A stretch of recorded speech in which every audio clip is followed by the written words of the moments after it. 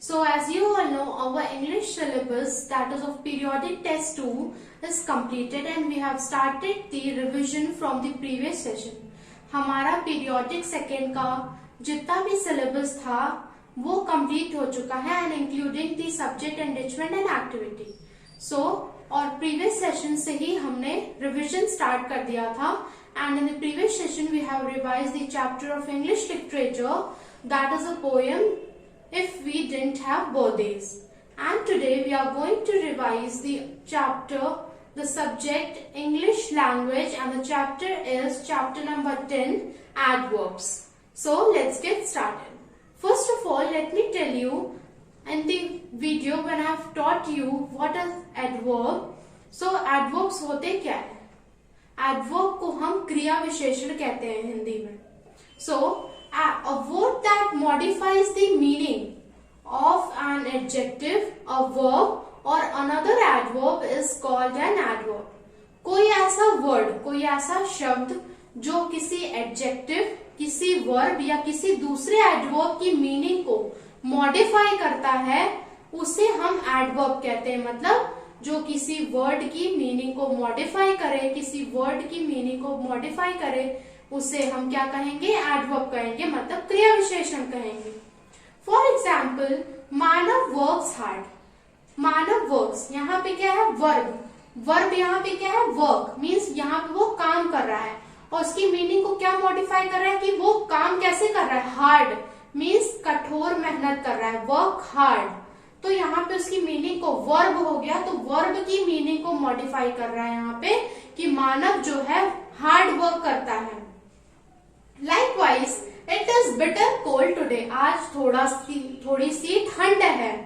So क्या कह रहा है यहाँ पे? Bitter cold today. So यहाँ पे क्या है? Adjective की meaning को modify कर रहा है, बता रहा है कि it's bitter cold today.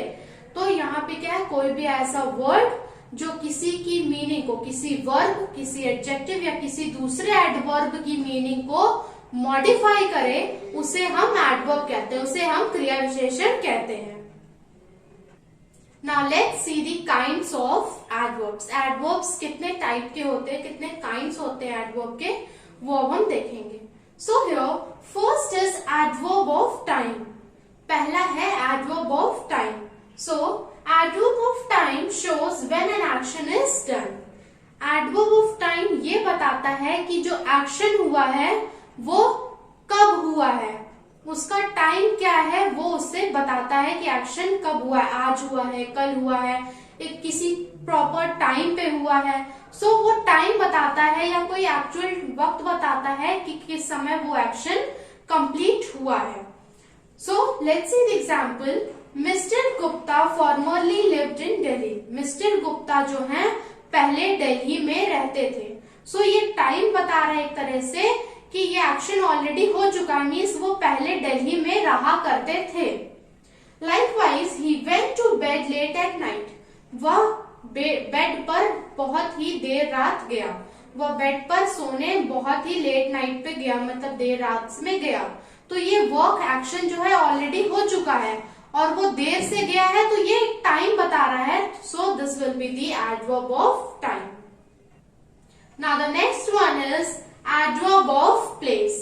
So it shows, adverb of place shows where an action is done.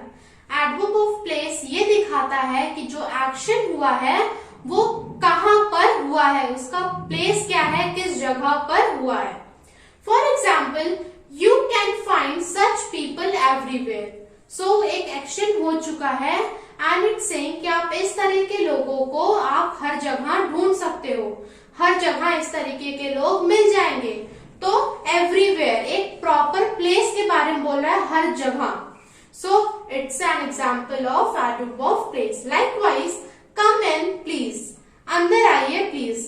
So it's saying कि अंदर आइए, तो एक प्लेस बता रहा है कि अंदर आइए. इन मतलब अंदर. So it's also an example of adverb of place. Now let's see adverb of manner. Adverb of manner shows how or the manner in which an action takes place. So adverb of manner ये बताता है, it shows how और the manner, किस तरह से या किस manner में कोई एक्शन जो है वो हुआ है। For example, the horse run fast, घोड़ा तेज दौड़ता है। सो एक्शन हो रहा है और कैसे हो रहा है कि घोड़ा क्या कर रहा है, वो तेज दौड़ रहा है, he runs fast, the horse run fast, तो वो एक तेज दौड़ रहा है। तो कैसे हो रहा है, how, it shows how means कैसे। So the horse is running fast, horse जो है वो तेज दौड़ रहा है। सो एडवर्ब ऑफ मैनर में ये बताता है कि जो एक्शन है वो किस तरह से, किस मैनर में हो रहा है। Likewise the car was carefully parked, car जो है उसे केयरफुली पार्क कर दिया गया। सो यहाँ पे भी क्या बता रहा है, एक्शन हुआ और वो कैसे हुआ कि कार को केयरफुली पार्क किया गया है, ध्यानपूर्वक, केयरफुली मतलब ध्यानपूर्वक उसे पार्क कर दिया गया है, पार्किंग लॉट में खड़ा कर दिया गया है। सो यहाँ पे क्या है कि केयरफुली पार्क किया गया, ध्यानपूर्वक उसे पार्क कर दिया गया। तो एक्शन कैसे हुआ है, हाउ और इन विच मैनर, किस मैनर में हुआ, केयरफुली उसे पार्क किया गया है। Now let's see adverb of number. So adverb of number shows how often an action takes place. Adverb of number ये बताता है कि कोई एक्शन जो हुआ है वो कितनी बार हुआ है। For example, he sometimes become angry. वह कभी कभार गुस्सा हो जाता है। So यहाँ पे क्या है, sometimes means कभी कभार। तो यहाँ पे एक्शन बता रहा है कि जो एक्शन हुआ है वो कितनी बार हुआ है, कभी कभी हुआ, कि वो जो है कभी कभी गुस्सा होता है। यहाँ पे एक नंबर बता रहा है कि sometimes. Likewise he never comes late, वह कभी भी देर से नहीं आता है। सो यहाँ पे भी एक प्रॉपर नंबर बता रहा है कि वो कभी भी देर से नहीं आता है, समटाइम्स, नेवर, और कोई नंबर हो गया। These are all the examples of adverb of number. Now the fifth one is adverb of degree. So adverb of degree shows to what extent, in what degree or how much an action takes place. So adverb of degree ये बताता है कि जो action हुआ है वो किस extent में, किस डिग्री में, in what degree, या कितना, और how much action is done, taken place. Action कितना हुआ है, किस डिग्री में हुआ और कितने extent पर हुआ है, उसे हम एडवर्ब ऑफ डिग्री कहते हैं। For example, she is as honest as her sister, वह जो है अपनी बहन के जितनी ही ऑनेस्ट है, मीन्स सच्ची है। सो अपने बहन की जितनी, एज ऑनेस्ट, एज, सो यहाँ पे अपने बहन के जितनी ऑनेस्ट है, हाउ मच, अपने बहन के जितनी ऑनेस्ट है। So this is the example of adverb of degree. Likewise he was very tired, वह बहुत ज्यादा थका हुआ है। हाउ मच, कितना थका हुआ है, बहुत ज्यादा। यहाँ पे पूछ रहा है how much an action takes place, action जो हुआ है वो कितना हुआ है, किस डिग्री में हुआ है, किस एक्सटेंट पर हुआ है। सो वह बहुत ज्यादा थका हुआ है। सो यहाँ पे वेरी, वेरी एक वर्ड है कि वो बहुत ज्यादा थका हुआ है। So this is also an example of adverb of degree. Now the next one is interrogative adverbs. Interrogative adverbs में they are used to ask questions. Interrogative adverbs क्या होता है, जहां पे किसी टाइप के क्वेश्चंस पूछे जाएं, those are called interrogative adverbs. For example, how are the babies, बच्चे कैसे हैं। So here it's asking a question, so this is the example of interrogative adverb. Likewise, where do you live, आप कहाँ रहते हो। Here also it's asking a question, यहाँ पर भी क्वेश्चन पूछ रहा है, तो जहां भी क्वेश्चन पूछे that will be the example of interrogative adverb. Students, now your this chapter is over. I can take your test, revision test.